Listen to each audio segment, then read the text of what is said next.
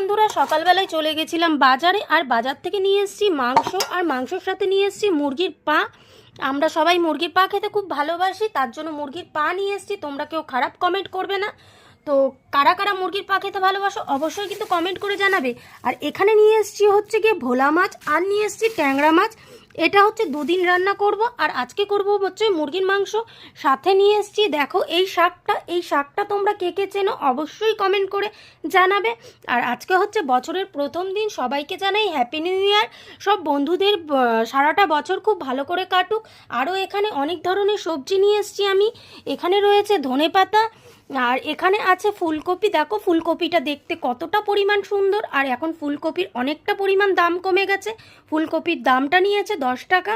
তো আমার তো খুবই পছন্দ হয়েছে। তোমাদের কেমন লেগেছে অবশ্যই কমেন্ট করে জানাবে। আর এখানে দেখতে পাচ্ছ অনেক রকম সবজি রয়েছে, ঠিক আছে।